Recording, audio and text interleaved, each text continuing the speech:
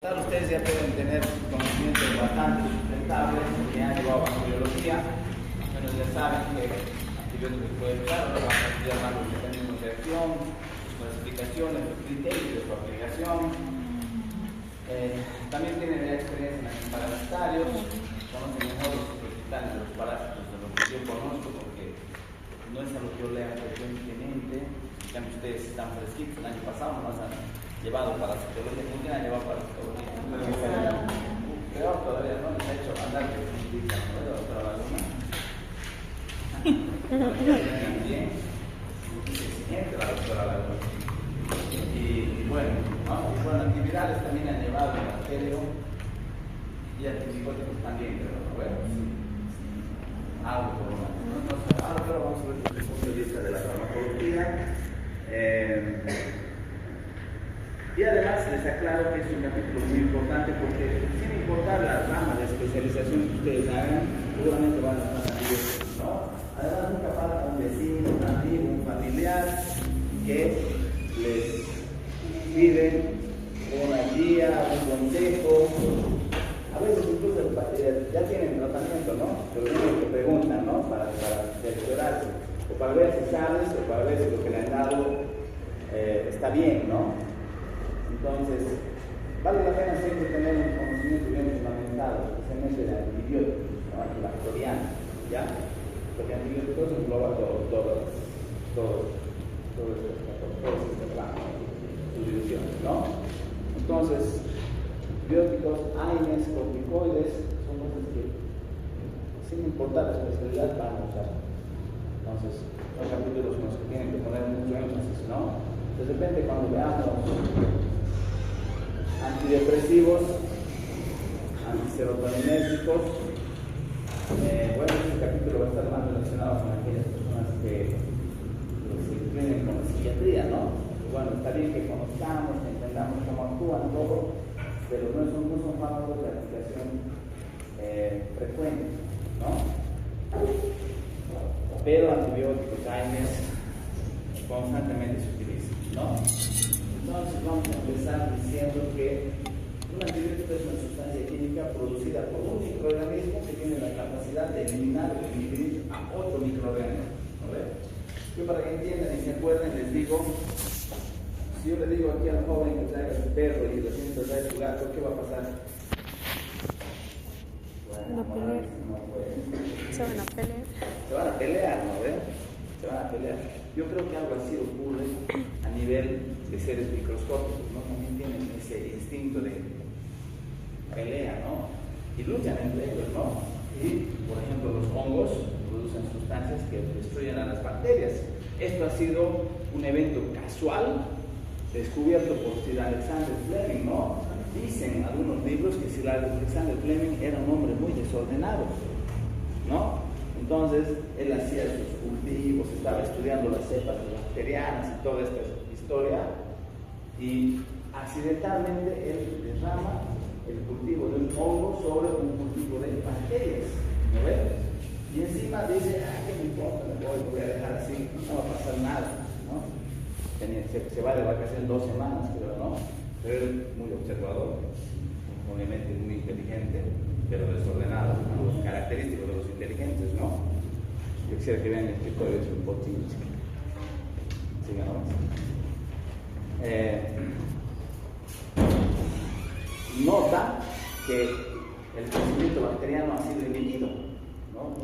Esa colonia bacteriana que tiene que proliferar no logra proliferar. ¿Por qué? Porque derrama accidentalmente la cepa de un hongo, ¿no? Entonces él dice, el hongo ha inhibido el crecimiento bacteriano, y a partir de eso otros investigadores continúan sus estudios y logran determinar que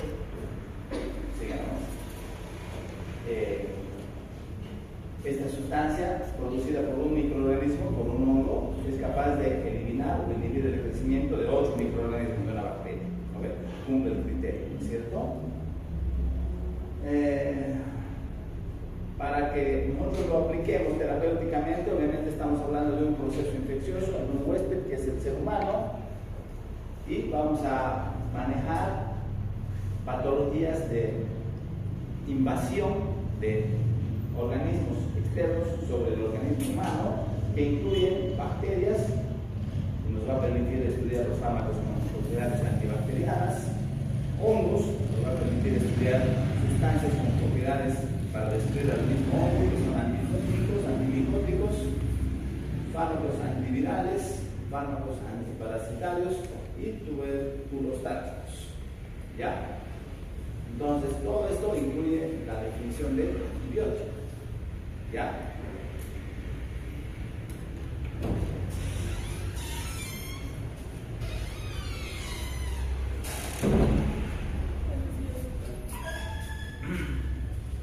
Antes decían que antibiótico se usaba cuando hablábamos de una sustancia de origen natural, de origen biológico, ¿no ves? Y quimioterápico era una sustancia obtenida por síntesis química. Igual tenía capacidad de producir efecto antibacteriano o antimicrobiano, ¿ya? Pero hoy por hoy se utilizan ambos términos de manera distinta, no hay mucha complicación, ¿no? Pero ¿quién nos puede recordar? Antibiótico de origen natural, penicilino no tanto, ¿no ves? Antibiótico, sulfonamidas, por ejemplo, ¿no? De origen netamente sintético, mejor dicho, quimioterapia, ¿no ves? Ya.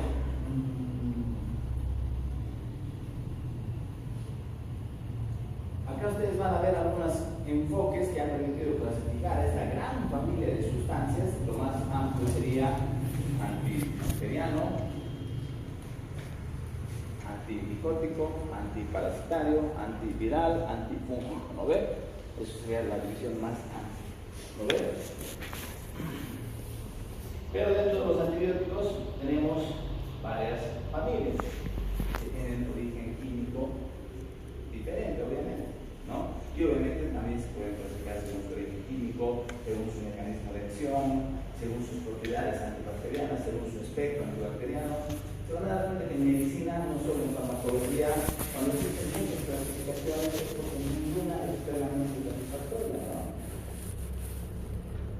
Ninguna puede dar un enfoque global. Por eso decimos clasificaciones. En realidad no se puede hacer una sola clasificación, ¿no? Pero bueno, dentro de los antibióticos vamos a ver beta-lactámicos, donde están las penicilinas, las cefaloporinas, los carbapenemes, los monolactámicos, los inhibidores de beta-lactamasa, las tetracipinas, las quinolonas, aminoglucosos, los glucopetos, los macrólidos, la. ¿Ya? Dentro de los antimicóticos, antifúngicos, poliénicos, no poliénicos, azoles, dentro de los antivirales, análogos de los nucleósidos, análogos de los nucleótidos, análogos de los pirofosfatos, inhibidores de la neuraminidasa, interferones, antirretrovirales, bueno, una gran variedad. Por su espectro de acción, estas sustancias químicas se pueden dividir de amplio espectro, de espectro intermedio o de espectro reducido, ¿no? Por su espectro, ¿no? Habla de relación al número de especies de bacterias sobre las cuales actúan, ¿no es cierto?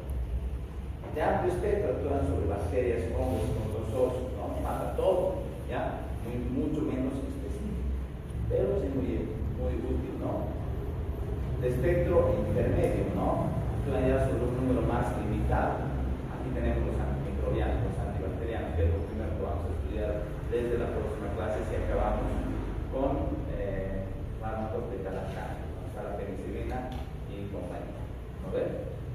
Actúa ya sobre poquitos, ¿no? De espectro reducido, actúa sobre un número muy limitado de especies, como por ejemplo los glucopéptidos, ¿no? Ya son muy específicos para la destrucción de una bacteria específica, ¿ya? Por su efecto se pueden considerar fármacos bacteriostáticos o bactericidas. Los bacteriostáticos obviamente inhiben la replicación bacteriana, no vienen que las bacterias se multiplican por fisión binaria, muy rápido, eso quiere decir, ¿ya? Entonces, cuando el efecto del antibiótico detiene la división bacteriana, se dice bacteriostático. Pero cuando acaba su efecto, las bacterias vuelven a dividirse. Entonces es un efecto reversible. Contrario al efecto bactericida, que provoca la muerte bacteriana, y por lo tanto, una vez que muere, la situación es irreversible, ¿no? Los beta-lactames, la penicilina, que va a ser nuestro ejemplo, nuestra referencia, y yo voy a insistir en que usen penicilina, ¿no? Porque sigue siendo efectiva y hay que guardar algunas armas en casos especiales, ¿no? Entonces, ¿qué hace la penicilina? De manera general podemos decir que inhibe la síntesis de pared bacteriana. Las bacterias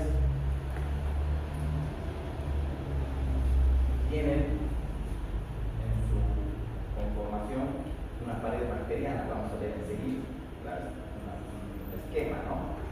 Y esta pared bacteriana le permite resistir una presión intrabacteriana elevadísima, ¿no? Las bacterias osmóticamente tienen una presión mucho más elevada que nuestras células o que nuestro medio interno, ¿no es cierto? Entonces, cuando esa pared está débil, la bacteria prácticamente, la pared celular, la membrana, no resiste y la bacteria, por su elevada presión osmótica, estalla. Hay unos videos el otro día visto en TikTok, ¿no? Que usaban el efecto. Si puedo, lo voy a matar al grupo. Ya puedo buscar. Porque era muy didáctico, se veía cómo las bacterias estaban estallando prácticamente, ¿no? Entonces, ese es un efecto bactericida, ¿ya? Y obviamente va a ser irreversible. No son las únicas, obviamente hay muchos fármacos que tienen acción bactericida, ¿no? Los aminoglucósidos, la fosfomicina, la microfuratoina, la rifampicina, muchísimos, ¿no? Otra forma de clasificar a los antibióticos es según su mecanismo de acción, ¿no? Entonces vamos a ver que hay algunos que actúan sobre la pared bacteriana. Seguido les vemos un esquema de qué es la pared, ¿ya? Estas son bactericidas, beta-lactámicos, citracina, citroserina, listoserina, vancomicina. Otros alternan la membrana, es una estructura diferente a la pared, ¿no ven?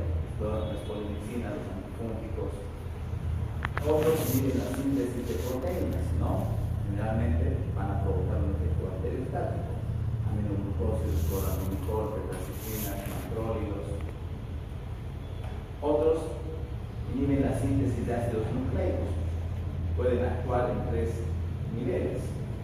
Pueden interferir la replicación del ADN, como las quinolonas, pueden impedir la transcripción, como la rifampicina, o pueden inhibir la síntesis de metabolitos esenciales.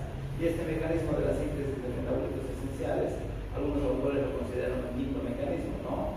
Y lo clasifican de una manera independiente.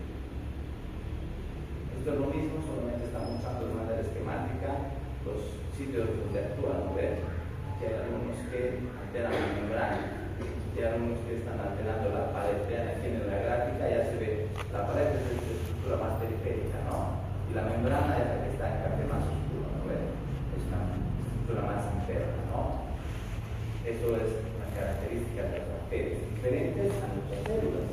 Nuestras células solo cuentan con membrana, una capa lipídica, pero las bacterias tienen, aparte de la membrana, una barrera protectora justamente para dar estabilidad, porque la bacteria debe resistir grandes presiones intrabacterianas, ¿ya?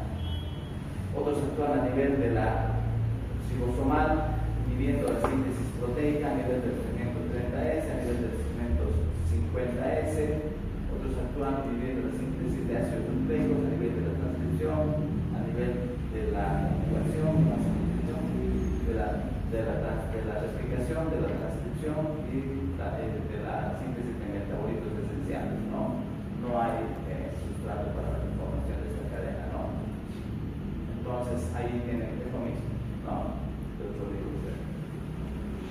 Ustedes deben recordar siempre que hay una relación íntima cuando ustedes hacen un tratamiento donde están interviniendo 3 participantes: las bacterias, el huésped y nuestro antibiótico. ¿No ve? Algo que es típico de los antibióticos, que casi se cumple al 100%, yo diría, es que los antibióticos actúan en estructuras que solo existen en la bacteria, ¿no ven? Les he dicho ahorita, nuestras células no tienen pared celular. Entonces, algunos antibióticos destruyen la pared celular. entonces solo va a dañar a las bacterias, no puede dañar a nuestras células porque nuestras células no tienen, pues, ¿no? Igual, la síntesis ribosomal es diferente, ¿no ve? Las bacterias tienen el segmento 50S y el segmento 30S a nivel ribosomal. Nuestras células no tienen ese tipo de segmentos. Entonces, si afectan al segmento 30 o 50S, nuestras células no van a sufrir ningún tipo de daño, ¿no ve? Porque no cuentan con esas estructuras, ¿no ve? Entonces, la ciencia farmacológica el conocimiento de cómo funcionan las bacterias, la identificación de sus componentes estructurales, ha permitido a los investigadores encontrar blancos terapéuticos que afecten a la bacteria y no al individuo, ¿no es cierto? No al huésped. Y han establecido el triángulo de Davis, ¿no ven? Que establece el daño que provocan las bacterias en un organismo, los mecanismos de defensa que desencadena el organismo, porque por ejemplo, cuando yo les hablaba de fármacos bacteriostáticos, no matan a la bacteria, detienen su crecimiento. ¿Y quién aprovecha ahí? El bactericida. ¿Quién? El bactericida. ¿Sería el bactericida? No. Podría ser, pero no. ¿Quién aprovecha ahí cuando hemos inhibido la replicación bacteriana? ¿Quién viene y da el golpe de gracia? Los macrófagos.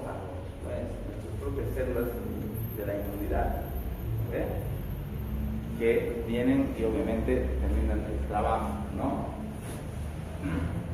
Entonces, hay la respuesta del individuo y la acción de la terapia farmacológica que vamos a hacer nosotros con nuestros fármacos antibacterianos. Para esto, ustedes van a ver que aquí yo en esta presentación les voy a dar consejos de qué es lo que tienen que saber, que después lo vamos a ir repasando, ¿no ven? Para que ustedes puedan tener un buen criterio, ¿no ven? La resistencia, ¿no? Lamentablemente, desde que han aparecido los antibióticos, se han identificado mecanismos de resistencia que han permitido que las bacterias previamente susceptibles encuentren mecanismos para defenderse de la presencia del antibiótico, porque el antibiótico las destruye, ¿no ven? ¿Qué hacen ahora las cepas de estreptococo y estafilococo especialmente para inhibir la acción de la penicilina? Secretan una enzima, la beta-lactamasa, ¿no ven? Y esa beta-lactamasa inactiva a nuestra penicilina. Nosotros felices hemos dado el tratamiento y la bacteria más inteligente que el médico ha producido una enzima para destruir al antibiótico, ¿no ven? Entonces han desencadenado mecanismos de resistencia. Ya hay descripciones de resistencia desde 1940, ¿no? Y antes, ¿no? Que ya los investigadores de la época se percataron de que un antibiótico hacía efecto, pero después de una terapia, después de un periodo de uso, dejaba de hacer efecto, ¿no ven? Entonces investigaron y se identificaron. Estos son los mecanismos, ¿ya?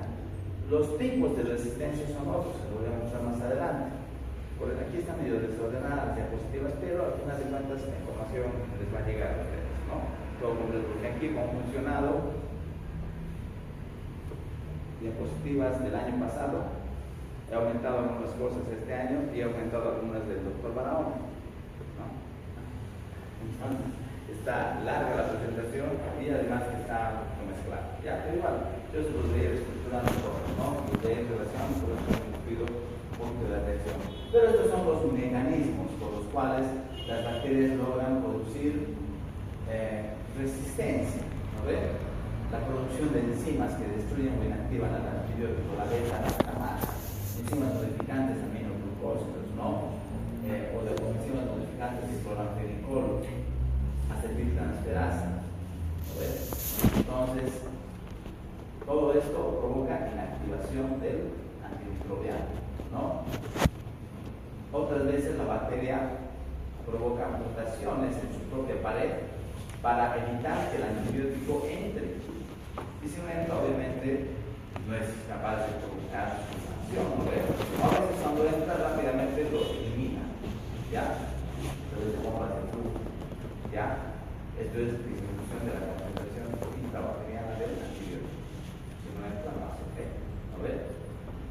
veces sitios activos donde el antibiótico debe fijarse para penetrar, para ejercer su acción, especialmente a nivel ribosomal, muy importante para neuroglucósidos, para macrólidos que vienen justamente a nivel ribosomal, el segmento 50S o 30S,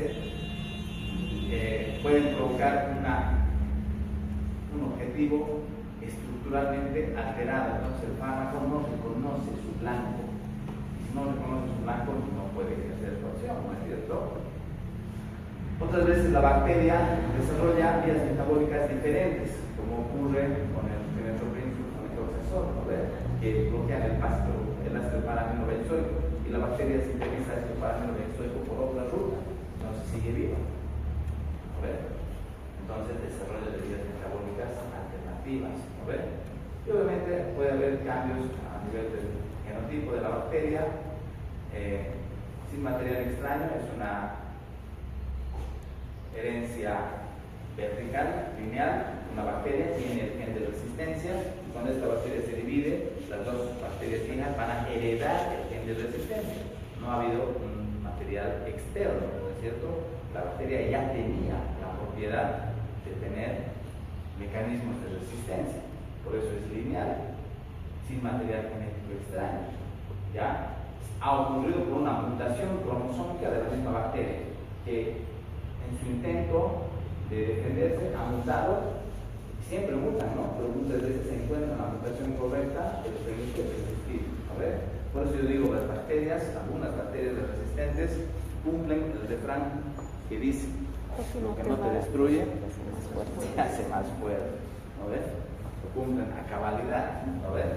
Ojalá nosotros aprenderíamos de las bacterias. ¿No ves? Aquí termina con que está llorando después.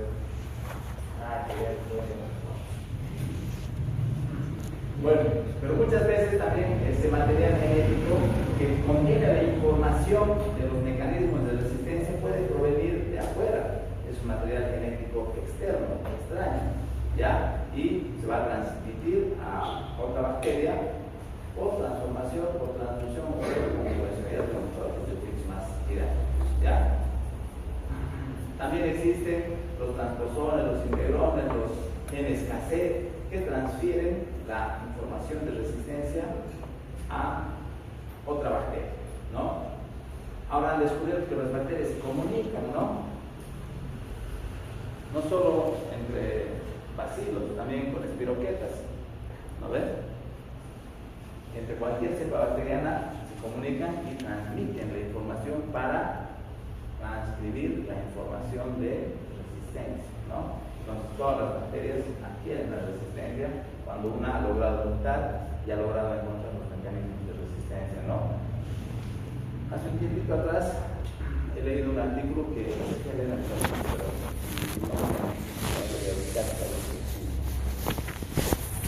que era una investigación, un artículo tanto pesimista, yo creo, pero decía: nos acercamos a una era post-antibióticos, ¿no? Así como en la Edad Media, ¿no? Una persona tenía una herida, esa herida se inyectaba, llegaban al antibiótico y morían, ¿no ves?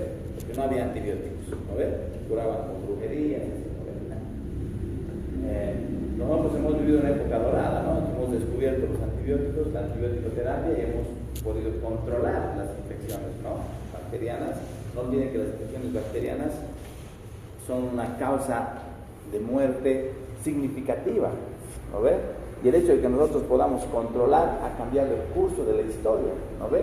Pero este artículo decía que nos acercamos a una era post-antibióticos, en la que los mecanismos de resistencia van a vencer y no vamos a disponer de ningún fármaco. Si el paciente con puñero infectado, listo, se va a morir de años, perdón, no te deseen mal. Discriminación. ¿Por qué? Porque todo este arsenal terapéutico amplio que tenemos hoy por hoy, por estos mecanismos de resistencia, no va a poder ser efectivo. ¿Ya? Entonces, esto es una llamada de atención a usar bien los antibióticos, y esto va de mano del médico, del farmacéutico y de la enfermera, ¿no? Y hasta del paciente, ¿no? Porque los pacientes son muy irresponsables, ¿no? están con un proceso sugestivo de infección, digamos, y van, el médico mismo les receta y van, se compran para 2, 3 días y no terminan tratamientos, ¿no? Ahí exactamente, ahí es cuando la bacteria aprende a defenderse de ese antibiótico, porque ese antibiótico no ha terminado de destruir, ¿no ve? Entonces hay que evitar ese tipo de situaciones, ¿no? Yo digo, sería tan sencillo, obviamente a veces puede sonar drástico, ¿no? Pero yo quisiera que las farmacias solo vendan esquemas completos. No les digo que no vendan, ¿no? Pero que solo vendan. Sí, doctorita, tengo que tomar amoxicilina, solo le puedo vender 21 comprimidos para 7 días. No le puedo vender 2 litros ni 3 litros. ¿Le vendo todo o no le vendo nada? No es por vender, sino que después ya no se compran, ya no cumplen su tratamiento. ¿No ves? Entonces, solo con esta medida tan sencilla, yo creo que lograríamos que la gente cumpla mejor, ¿no? Porque hay mucha responsabilidad por parte del paciente también, ¿no? Y el médico tiene que advertir de esta situación, pero para evitar que ocurra esto, ¿no? Esto es lo mismo, ¿no? El plan sobre la síntesis de la pared, el plan sobre la membrana, el plan sobre la síntesis proteica, el plan sobre los ácidos nucleicos y el plan sobre vías metabólicas internas. Aquí tenemos antimicóticos, antivirales que vamos a ir viendo más adelante. Para que podamos entender de lo que estamos hablando, es necesario que les dé un pequeño recuerdo de el mundo bacteriano que nos rodea. ¿No ven? ¿Habrá bacterias aquí? ¿En su estuche? Ay, ¿no ven? ¿En su tomatodo? ¿En el agua? Ojalá que no. ¿En sus lentes? ¿En su cartera? Sí. En mi presentador. Vivimos rodeados de bacterias, ¿no? Y las bacterias solo están intentando sobrevivir. Cuando encuentran un lugar donde puedan sobrevivir, van a proliferar, van a dividirse, van a provocar un estado que nosotros lo vamos a denominar infección en el ser humano, ¿no es cierto? Entonces, las bacterias aprovechan el organismo humano para purificarse, ¿no? También tenemos algunas bacterias que son flora bacteriana normal, ¿no es cierto? Tenemos flora bacteriana en la piel, en la mucosa oral, en el intestino, hay que decir, en la mucosa vaginal de las mujercitas, ¿no ven? Cada estructura tiene una flora más o menos típica, ¿no es cierto? Pero muchas veces cuando las condiciones lo permiten, esas mismas bacterias se vuelven patógenas, ¿no ven? Por ejemplo, que se llama el Bacillus subtilis, ¿no ven? Normalmente vive en nuestra piel, ¿no ven? Pero muchas veces cuando el paciente es inmunodeprimido, esa bacteria provoca infecciones en piel, ¿no ven? Hay otro que vive en la vía aérea que se llama Monacella catarrhalis, creo que sí, ese es. La Monacella catarrhalis vive, ¿no ven? Y normalmente no pasa nada, todas las veces, ¿no ven? Pero hay ocasiones en las que esta provoca neumonías, ¿no ven? En pacientes que su sistema inmunológico así lo permite, ¿no ven?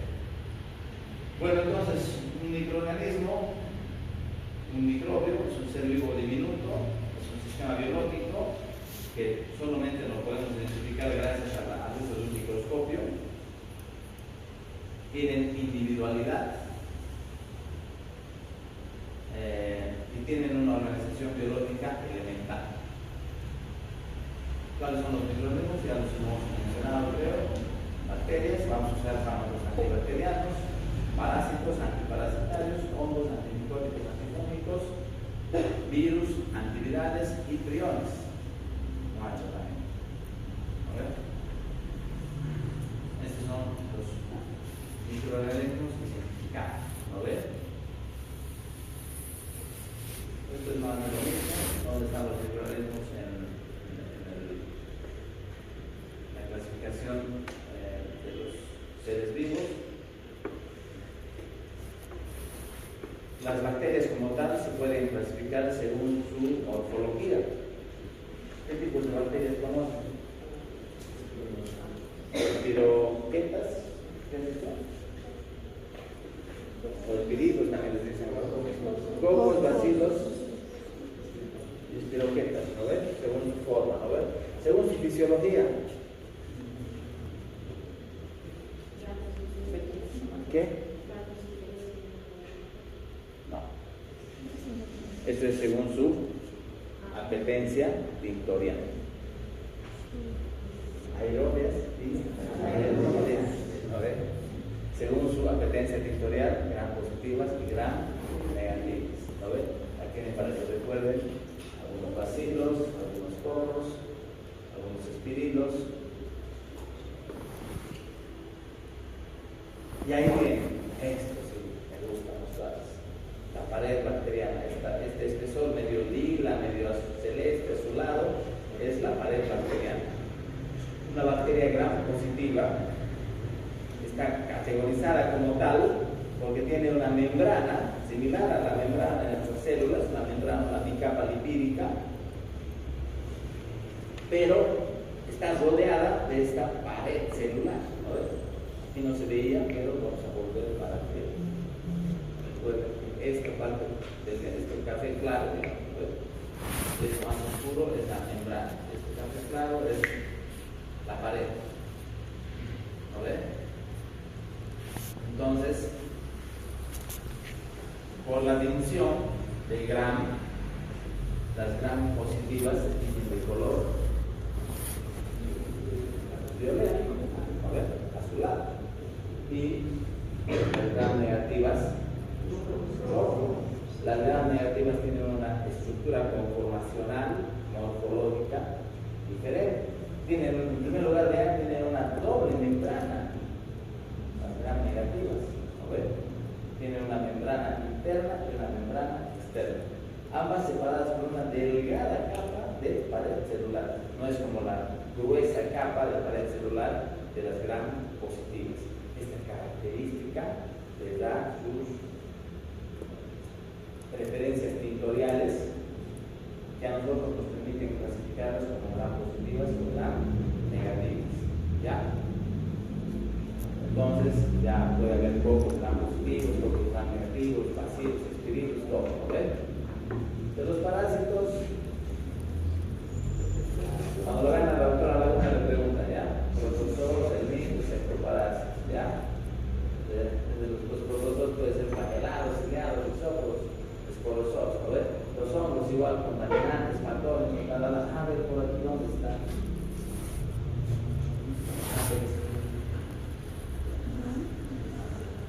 Dentro de los hongos patógenos, miren, aquí está la penicilina. ¿No ven? Y este es un microorganismo que destruye bacterias. Lo hemos hecho en la definición, ¿no? Que es una bacteria, es un microorganismo que es capaz de destruir a otro microorganismo. Como un perro y un gato. No sé por qué se pelean, pero se pelean, ¿no ven? Los virus, igual su clasificación, virus DNA, virus RNA, esto ustedes recordarán mejor que yo. ¿Ya? Como tal, esto ya hemos dicho, lo mismo, antibióticos, sustancias producidas por diversas especies de microorganismos que inhiben la proliferación de otros microorganismos. ¿No ven? Los que son de origen natural, normalmente les decimos antibióticos, los que son de origen sintético, los decimos inhiberáticos. Pero en la realidad se utilizan de manera distinta, ¿no? Entonces usamos el término inhiberático, ¿no? Algunos inhiben la síntesis de pared, el mismo, beta-lactámicos, citosina, glucopéptidos, algunos alteran la permeabilidad de la membrana, polimixinas y la diferencia entre membrana y pared, ¿no ves? Otros alteran la membrana, polimixinas, colestina, histatina, angiotensina, otros inhiben la síntesis proteica a nivel del segmento 30S, a nivel del segmento 50S, otros inhiben los ácidos nucleicos, inolonas, nitroimidazoles, otros bloquean la síntesis de metabolitos, los sulfonamidos, otros bloquean, son análogos del ácido nucleico, que engañan en realidad a la bacteria, otros tienen una acción mediante la inhibición de la acetilcolina, que es una acción anticolinérgica, estos normalmente tienen un efecto antiparasitario, ¿no? Seguramente ustedes han estudiado el famoso del Pirantel en parasitología, ¿no? Durante el antiguísimo. Otros bloquean canales iónicos, también son antiparasitarios. Ivermectina estaba de moda en el COVID, ¿no ves? Pero no se usaba por este efecto, ¿no? Se usaba, bueno, sí, por un canal iónico, pero deberíamos usar cuando veamos para antiparasitarios cómo actuaba la ivermectina. Tengo que ver mi gráfica, si no me acuerdo, es complicado. Para que un fármaco antibacteriano logre producir su acción como tal, debe lograr una concentración inhibitoria mínima, ¿ya? Y con eso se logra producir su efecto. Normalmente, los que llegan a esta concentración inhibitoria mínima se categorizan como bacterios cánceros, ¿no? Pero otros no llegan a una concentración inhibitoria, llegan a una concentración bactericida mínima. Entonces ya están matando a la bacteria, ¿no? Y obviamente van a clasificarse mejor dentro de los fármacos bactericidas, ¿ya? En realidad esto es muy variable. Un mismo antibiótico contra un germen puede ser bactericida y contra otro germen puede ser bacteriostático. Entonces es imposible individualizar, ¿no ves? Depende de qué antibiótico usas, contra qué germen atacas, y hasta depende de la respuesta individual del paciente. Porque hemos dicho que el triángulo de Davis establece una relación que está produciéndose en el control del proceso infeccioso del individuo. Cuando nosotros interferimos farmacológicamente con un antibiótico, vamos a iniciar una relación entre el germen, el huésped y el antibiótico. ¿No ven? Obviamente el propósito es destruir al germen, provocando la menor incidencia de daños o efectos colaterales en el individuo, en el huésped. ¿No ven? Otra definición un tanto teórica, pero bueno, sí útil en algunos casos, es entender que los fármacos antibacterianos pueden dividirse como concentración dependiente o tiempo dependiente. Esto solo aplica para antibióticos, por si acaso. No aplica para anticonvulsivantes, por ejemplo, ¿no? Solamente para antibióticos, ¿ya? Los de concentración dependiente quiere decir que cuando alcanzan una dosis, ellos ya son, cuando alcanzan la concentración bactericida mínima, ellos son capaces de destruir o controlar la infección, ¿no ve? Porque han alcanzado la concentración bactericida mínima, ¿ya? En cambio, los tiempo dependientes, estos de concentración dependiente dicen dosis dependiente, ¿no ve? En cambio, los tiempo dependientes solo alcanzan la concentración inhibitoria mínima, inhiben el crecimiento bacteriano, ¿no ve? Ya esa colonia ya no se está replicando.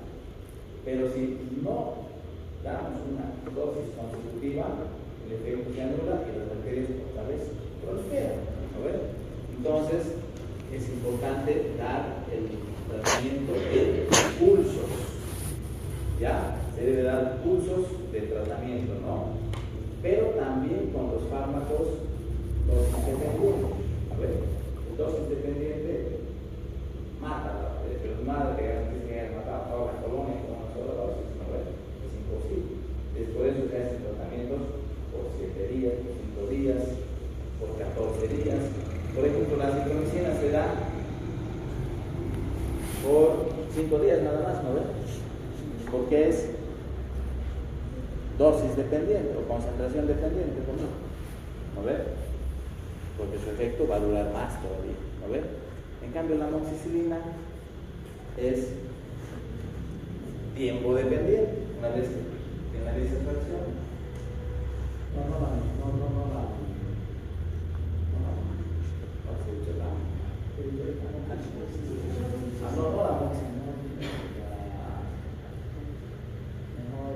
la micacina.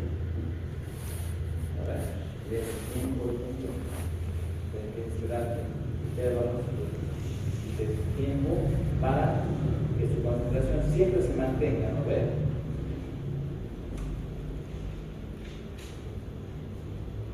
Su docente es el doctor González, ¿no? todas mis aulas dejan lo mismo. Y en el otro curso he usado lo mismo, en el mismo momento. Le van a decir gracias, ya, para más que le voy a decir que tiene que borrar. Pero ustedes también pueden decir. Esto es tiempo dependiente. Hay un ascenso, hay una meseta y hay un descenso. ¿No ven? Entonces nosotros tenemos que lograr que la concentración esté siempre en la meseta. Porque aquí hay un nivel que se llama dosis mínima efectiva o, para los activistas, concentración efectiva mínima, que a partir del cual, cuando superamos ese nivel, el efecto antibacteriano está garantizado. Está demostrado ya científicamente que podemos controlar la infección si llegamos a esos niveles. Si no llegamos a esos niveles, no controlamos la infección. Entonces, por eso es importante hacer tratamientos en impulsos, en dosis repetitivas. ¿Ya? También hay otra cosa que se llama efecto post-antibiótico, muy aplicable también para la citromicina, ¿no ves? Porque yo siempre les digo que el tratamiento de la citromicina, el tratamiento antibacteriano debe ser por lo menos 7 días. Y cuando hablemos de ácido, vamos a ver que el sistema terapéutico se hace solo por 5. ¿No ven? ¿Por qué? Porque el ácido es concentración dependiente y además tiene un potente efecto post-antibiótico. ¿Qué quiere decir eso? Que tiene una capacidad de inhibir la proliferación bacteriana aún después de que ha suspendido su uso. Entonces esto dura 2 días más. Entonces sí llegamos a 7 días. Yo te doy 5 días de ciclo en sangre, su efecto va a durar 7 o 8 días. No necesito darle 7 días. Podríamos darle, pero con 5 es suficiente. Y obviamente siempre hay que tener cuidado de cumplir los tratamientos porque cuando no se cumple es ahí cuando aparece la resistencia. Inactiva el efecto antimicrobiano y obviamente hay riesgo, ¿no? Hay bacterias que tienen resistencia natural, ¿no ven? O hay bacterias que no son sensibles a la acción de ciertos fármacos, ¿no ven? Por eso cuando llega un paciente a emergencias, de repente van a tener una sospecha de que el paciente está en un shock séptico, digamos, ¿no ven? Le van a hacer el manejo inicial, hidratación, control de signos vitales, van a tratar de estabilizarlo, ¿no es cierto? ¿Qué le harán para tener una información rápida? Bien, respuesta, pero yo necesito saber rápidamente qué voy a hacer desde mi criterio médico para iniciar mi tratamiento antibiótico, porque veo que es un probable proceso infeccioso grave. ¿Qué? A ver, PCR, ya, bien, me ayuda. ¿Qué más? ¿Qué? Usar un antibiótico de amplio espectro, sí, es una buena idea, bien, también. Se puede usar, vamos a tener el PCR, el hemograma, los leucos van a estar volando, el PCR va a estar positivo. Podemos usar un antibiótico de amplio espectro. Está bien, para iniciar está excelente. ¿No ves? Pero en emergencia le van a pedir al toma de muestra. Antibiograma a largo plazo, sí nos va a servir, cultivo de antibiograma, pero lo que vamos a pedir que nos pasen rápido es la información si es gram positivo o gram negativo. Solamente tinción de gram, nada más. Porque hay bacterias que son gram positivas, que son sensibles a los fármacos. ¿No ven? Y hay gram negativas que son sensibles a otros fármacos. Entonces, por lo menos tener una intuición de cuál usar, ¿no? De la clasificación más general, que me estoy enfrentando a una bacteria. Debo saber cuánto voy a dar. Aquí mi amigo me dice dar uno de amplio espectro, bárbaro. Tienen que combinar los 2 o 3, pero no, para dar una cobertura amplia. ¿No ven? Puede ser, está bien. ¿No ven? Y cuando ya me sale la tensión de gram, ya digo, no, me quedo con cobertura de gram negativo. ¿Para qué le voy a dar si aquí el reporte me ha dicho que es muy presente, es un gram negativo, ya para qué le voy a dar fármacos que actúan sobre gram positivos? ¿No ven? Está bien. ¿No ven? Entonces recuerden que hay una inmunidad, una resistencia natural de algunas bacterias, ¿no? Entonces, Y también recuerden que la respuesta del paciente va a ser muy importante, ¿no? Para poder tener un adecuado control del proceso infeccioso, ¿no? Si no hay respuesta inmunológica del paciente, lamentablemente va a morir. Eso es lo que ya les decía, la resistencia natural, es la que decíamos que es sin material externo, es la directa. Y estos son los tipos de resistencia que les decía, ¿no ven?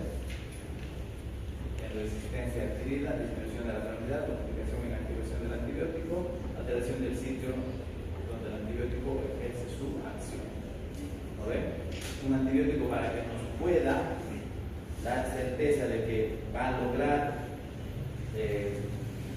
un control del proceso infeccioso, nos debe dar la certeza de que va a llegar al sitio de acción, ¿no? Para eso el paciente debe estar hemodinámicamente estable. Para eso le vamos a poner un suerito, ¿no ven? Porque si el paciente está hemodinámicamente inestable, es muy probable que el fármaco no llegue de una manera adecuada al sitio donde ejerce su acción. Debe ser activo, obviamente, ¿no? Por lo menos por eso vamos a tener una idea si es gram positivo o gram negativo, ¿no es cierto? Y obviamente cuanto más específico, si tenemos una certeza de que ya nos ha salido el resultado del cultivo, ya sabemos qué bacteria es, y además el antibiograma, ya sabemos qué antibiótico va a ser más efectivo contra ese bien.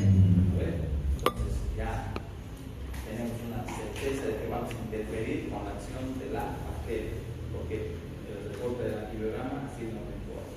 Ahí podemos retirar todo lo demás que estábamos dando por protocolo, por cobertura, y quedarnos con un antibiótico en específico. Eso se hace, por ejemplo, en meningitis. Les voy a mostrar más adelante. En meningitis, de inicias con 2 antibióticos. Y ya cuando te dan tu reporte, retiras uno de los 2, porque solo uno va a ser necesario. A ver, difícil que sea una meningitis que tenga 2 agentes causantes. Entonces, para seleccionar los antibióticos, ustedes deben tener un buen juicio clínico. Deben tener conocimiento de bacteriología y conocimiento de farmacología. Y a la hora de seleccionar un antibiótico deben considerar la eficacia del antibiótico, el riesgo de toxicidad que genera este y las condiciones económicas del paciente para afrontar el tratamiento. ¿No ven? Hemos hablado que los antibióticos son bactericidas o bacteriostáticos y cuando iniciemos un tratamiento generalmente vamos a hacer empíricos. ¿Qué quiere decir empírico? Basado en la experiencia previa.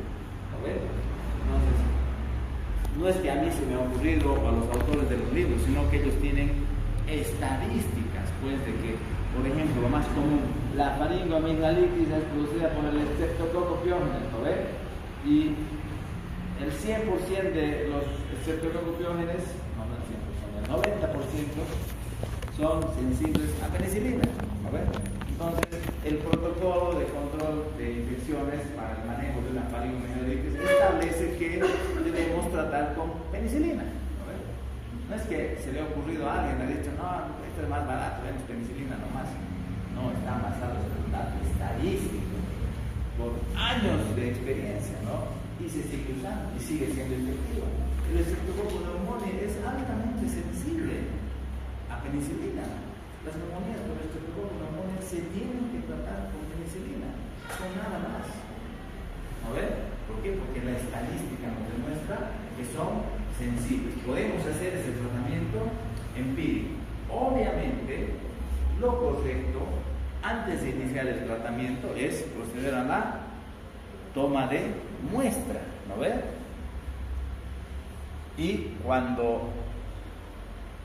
Pero no podemos tenerlo al paciente esperando, debemos iniciar, porque si no, el proceso infeccioso va a evolucionar y va a llegar a shock séptico y de ahí ya no lo sacamos, ¿no? Se muere, ¿no ven?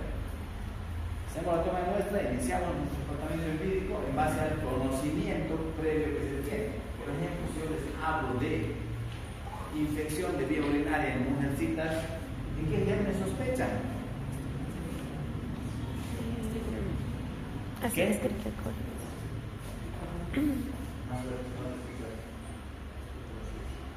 No, ni lo conozco. E. coli. Escherichia coli. ¿No ve? No es que se les ha ocurrido, ¿no? la estadística demuestra que el 90% de las infecciones urinarias en mamíferos son producidas por Escherichia coli. ¿No ves? Entonces, podemos usar ese tratamiento.